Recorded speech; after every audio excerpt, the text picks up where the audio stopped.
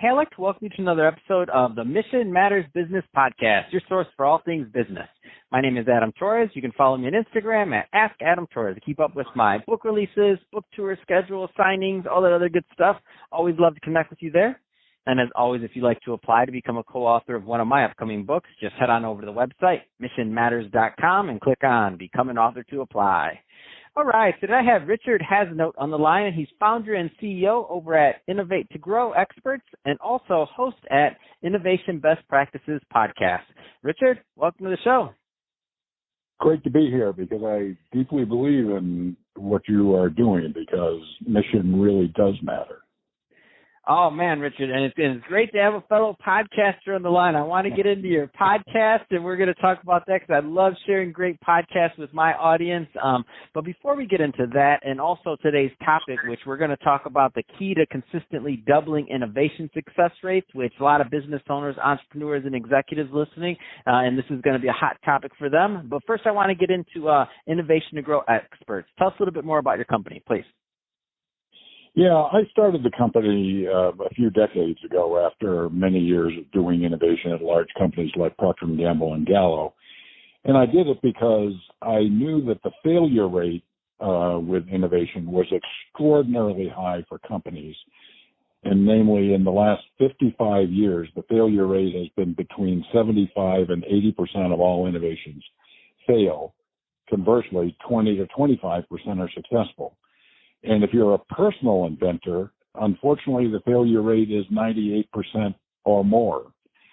With that kind of failure rate, I decided it would be terribly important if my passion for innovation could help people double their innovation success rate.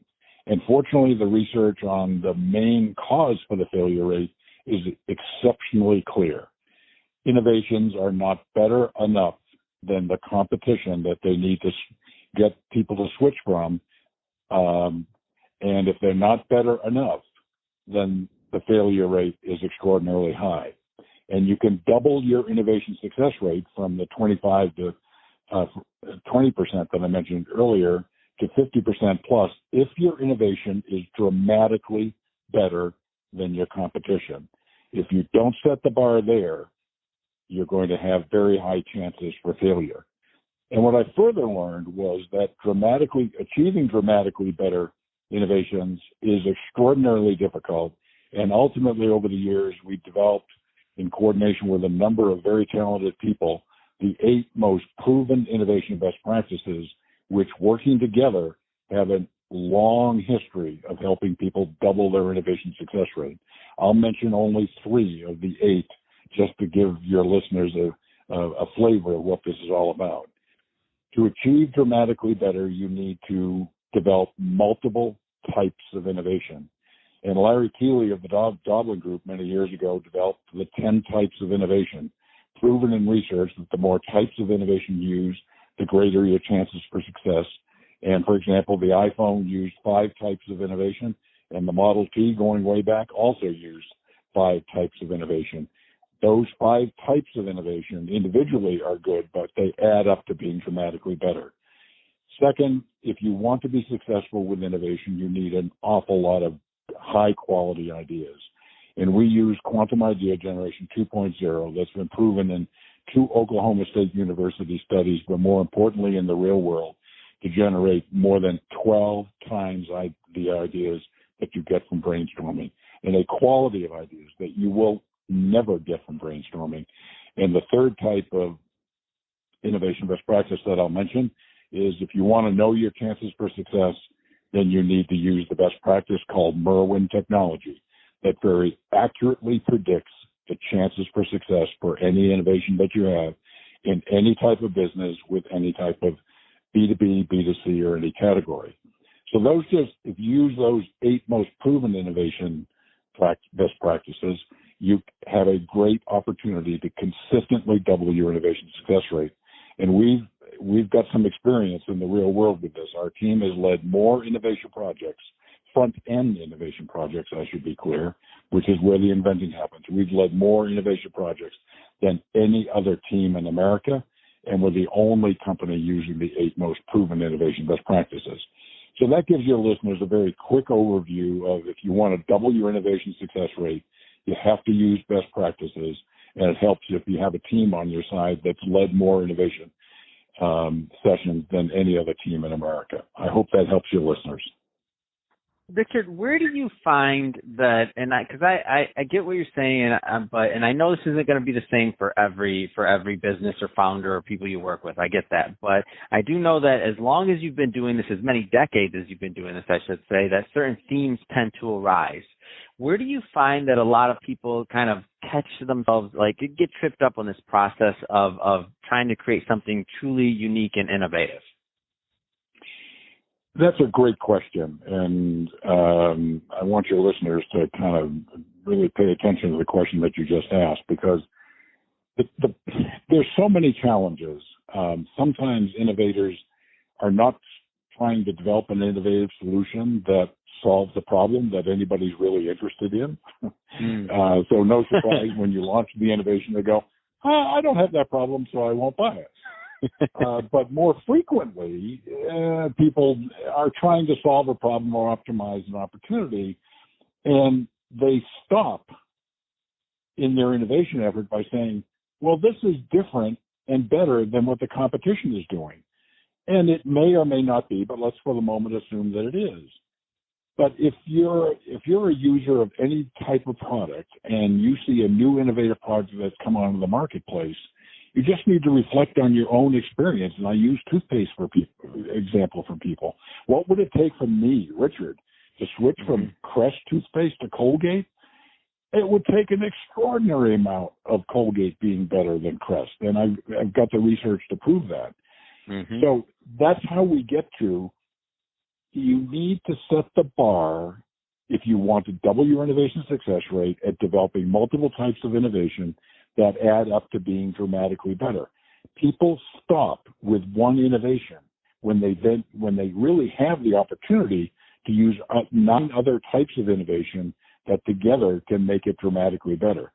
Steve Jobs knew this with every bone in his body, and that's why he was as successful as he was. And Elon too. I mean, if you've ever driven a Tesla, and I do, it is dramatically better than any other car on the road because of multiple types of innovation.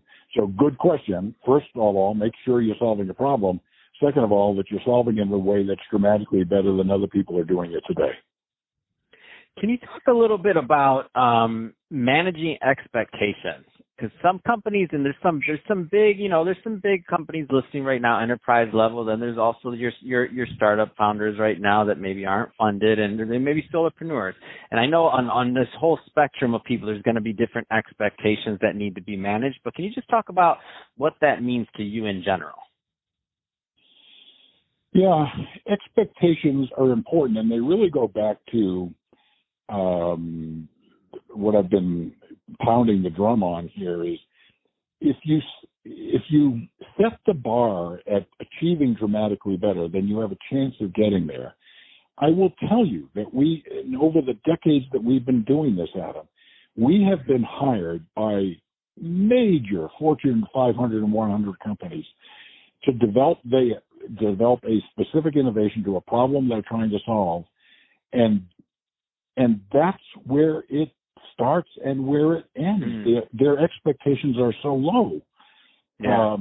My head hurts, by the way, just thinking about that call and you getting that call. I know that's what you love and you thrive on, but in me, I'm like, oh, my heart hurts. They want me to solve what? Yeah. Oh, I've had those. I've actually I had a major international client say, we want you to do, and I'll fill in the blank, and I went, huh? You want me to make it 3 minutes shorter to do what? And then they told me they had hired 2 previous major innovation companies, McKinsey being one of them, by the way, that failed to solve their problem, and they hired my company as their 3rd one to do it. And we solved it by noon of the first day of our creative session for reasons that can be a conversation for another day. But I mean, yes, there are all kinds of expectations. And I would just urge your listeners to have the courage to be bold enough to set your expectations at developing something that can be dramatically better than some, most, or all of your competition. That's when you have the chances to achieve 50, 60, 70% chances for success. Man, I love it, Richard. So absolutely amazing. So final question, a two-part question. So part one of the question, if somebody's listening to this, and they're obviously interested in what you're doing over at Innovate to grow experts, what are the right types of fits, either company or founder-wise, that are normally a good type of fit to work with Innovate to grow experts, number one? And number two, what's the best way for them to reach out? Yeah, good question. Thank you. We've done everything from potato chips to offshore drilling to financial services to banking we've done just about every kind of project you can imagine. Right now, my clients are all in software engineering, with Google being one of them, for example. And so there's no product category, B2B, B2C, that we probably haven't, we've done them all. And if somebody wants to know why they think we can do that, then they should contact me at my email at richard@i2ge. That's I2ge.com. And obviously then go to my website at Innovate to Grow Experts, which is at I2ge.com. And I'm not letting you off the hook that easy, Richard. Tell us about this podcast. I thought you were going to leave the podcast too. Tell my listeners where they go to listen to that and what kind of content they can expect, because I'm excited to listen to it after talking to you. Yeah, well, thank you very much. I appreciate that. Yeah, it's on all the standard places like iTunes and Spotify and all those sorts of places. It's also on my website at i2ge.com/podcast. And it's an extraordinarily wide range of best practices. I think I'm over 300 episodes on it. I do a minimum of interviews. Most of it is reporting case studies across a wide range of things, the personal characteristics and skills necessary to be a successful innovator, a very robust series of podcasts with content that's practical. Adam, I've never been a theory guy. I'm a very practical guy, and if something doesn't work in the real world, I really have never been interested. I've been respectful, but never really interested. And that's what I've tried to populate my podcast with. Oh man, love it. And I'm not a theory guy either. I don't have the I don't want to be. I don't have enough time or bandwidth mentally for it. I'm just throwing it out there. I don't. That's why I like podcasting, and that's why I felt I came to it. But that being said, Richard, it's really been a pleasure having you on the show today. Appreciate you coming on and sharing more of your background and all the great work you're doing over at Innovate to Grow Experts. And also, all the listeners, definitely go check that out. Innovation Best Practices Podcast. Definitely think you're going to enjoy that. And to the audience, don't forget also subscribe to this podcast while you're at it. If you're a first-time listener, we'd love to have you back. And if you're watching this on our YouTube channel, Mission Matters Business, definitely give us a subscribe there, but also leave us some comments on the video. Love to know what kind of projects and things that you're working on. And Richard, thanks again for coming on the show. Great to be with you, Adam.